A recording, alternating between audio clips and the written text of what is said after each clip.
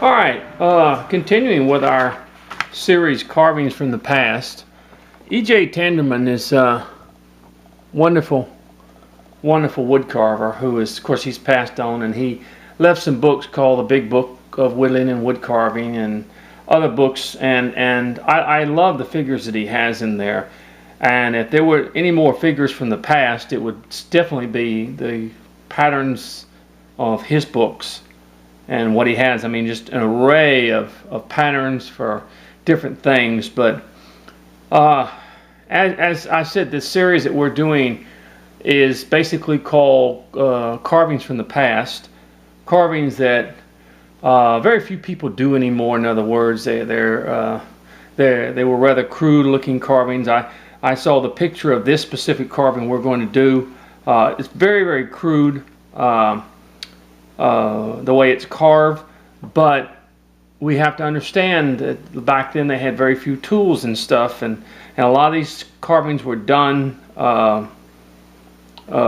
with the people that overseas, that were in poor countries and stuff like that. But this is one I particularly picked, was the man praying. It's sort of a religious type carving. And it has more of the, I would say, the Spanish or Mexican type theme to it, as we might say, in other words. And we're going to do this carving today. And as I try to tell you, we try to do it as close to the original as we possibly can, even with the crudeness and stuff. So, as we did with the woodcutter and those things. So let's, I've cut this piece out. It is, it looks like it's about 5.5 inches tall, and it's 1 3/4 inches wide out of basswood. So basically, this is our piece that we're going to be doing.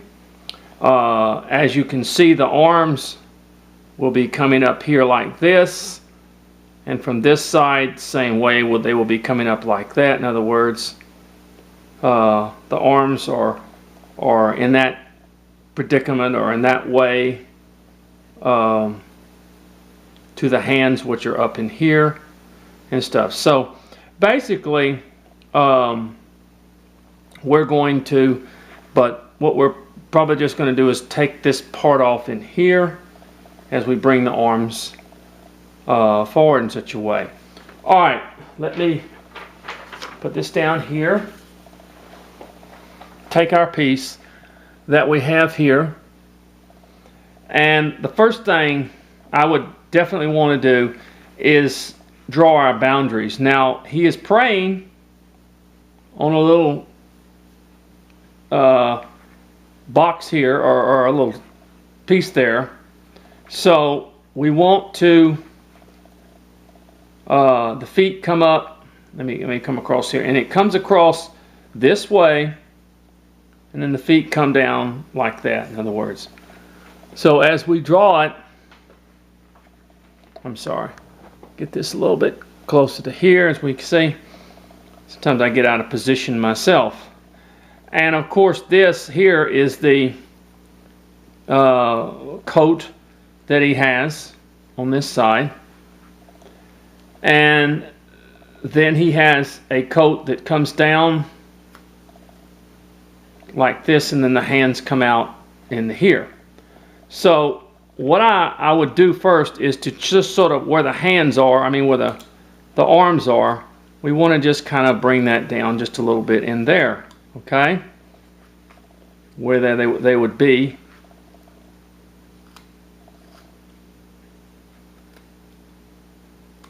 There. Just to give us a general idea across here where the hands would be. And the same thing here.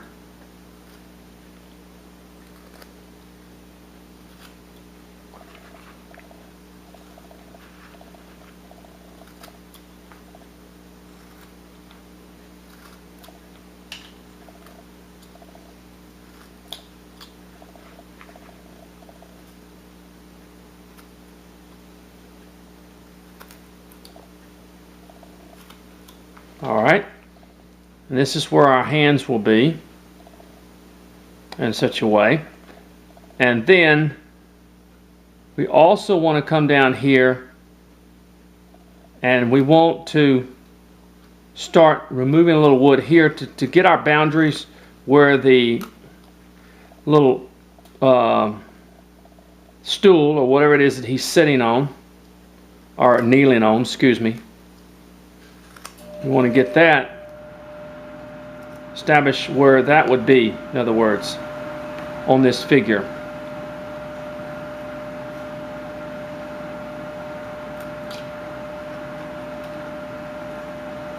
We bring that across.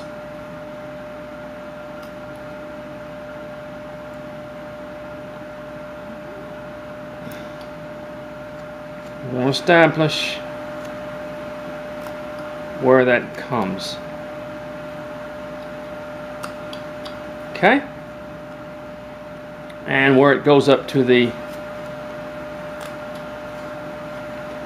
I don't know exactly what you call it. I guess it would be like a not a sash, but oh, I don't know what you call those things that they put around them. Alright, well, we sort of, now let's go ahead and do the same thing as we go around here. This will all have to come in somewhat to give us the, and the feet as well, and you do the same over here.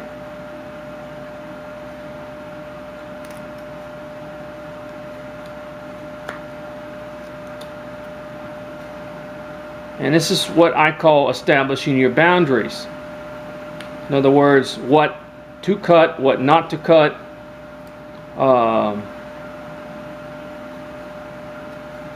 Just to give you a general idea as you go to carve, how this part will be taken off and this part will be exposed more.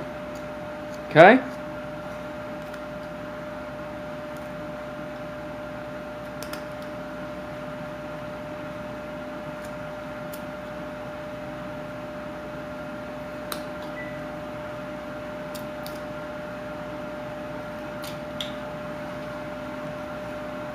Okay,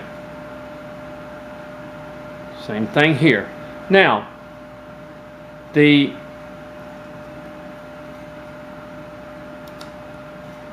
have a little jacket. It's not really a jacket. Those things like what Clint Eastwood wears, and when he in his shows, you know, they just sort of go over the piece there. And then I'm going to run that across here, and that actually goes up sort of like this. In other words, it's sort of, so we will cut to establish our boundaries there.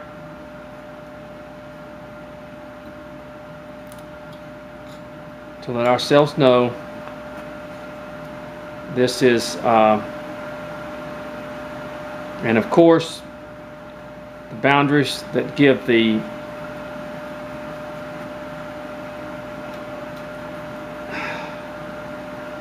legs from the little here.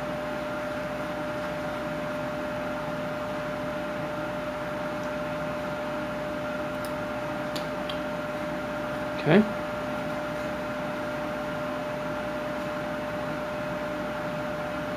Same thing here.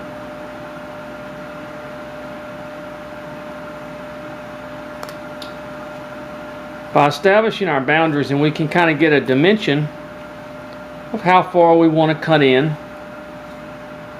as we work it out.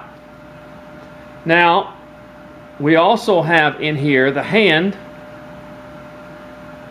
that's going to come down just like this and go like that, and it will go to the inside. See, we will bring that to the inside like that. See, it's going to come around and go into this area in here. In other words, it's going to go down a little bit as the hands will meet in the middle. Now we come to the other side and we go up to the hands. So to do this, and we come down like that to give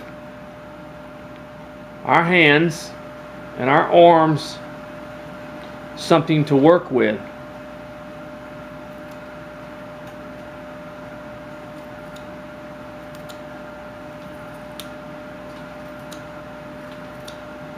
See?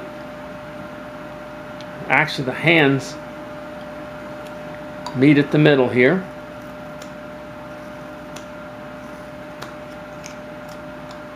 Just like that.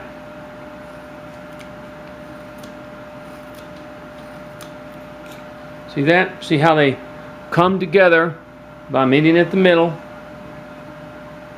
and then the arms kind of come up, or you can just kind of do this number. I mean, you can actually come up like this, in other words.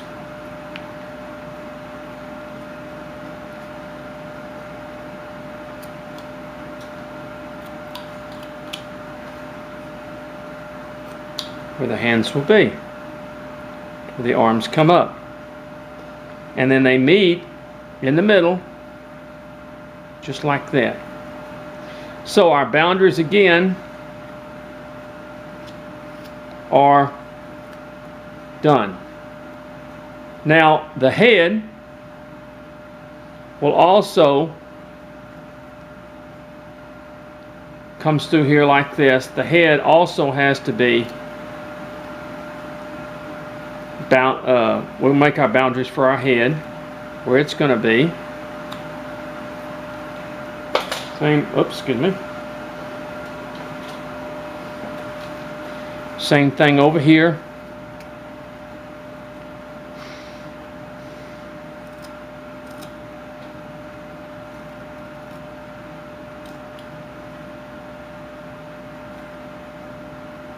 Where it will come down. And it will be taken down somewhat.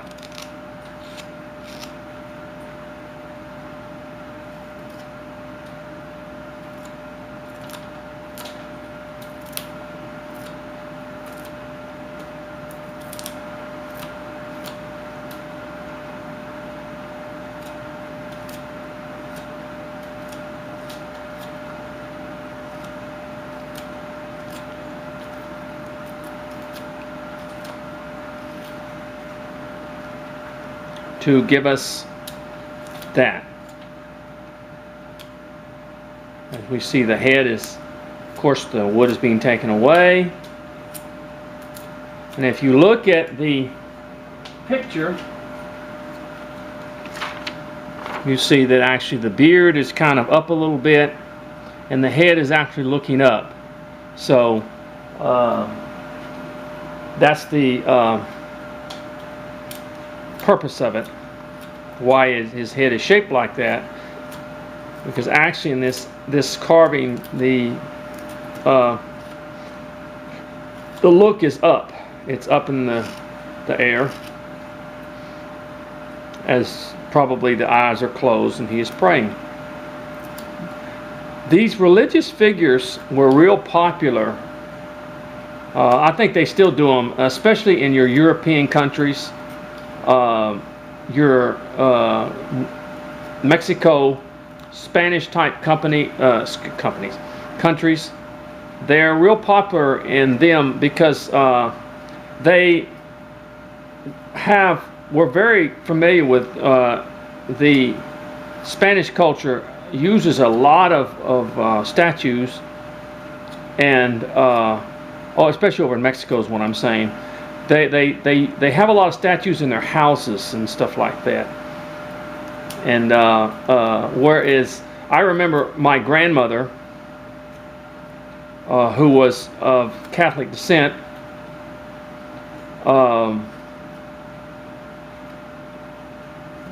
had when I was a little boy, there was a lot of statues in our house. Mary, other things like that. And that's where a lot of these originate from, you know, the statues themselves. And of course, when I was little, I thought this, you know, that was cool, you know. All these little statues and stuff. And I thought they were there to play with, and she'd get on to me when I would play with them and stuff. All right, my time is up. I'm already up to 15 minutes now, so we'll come back on this particular statue.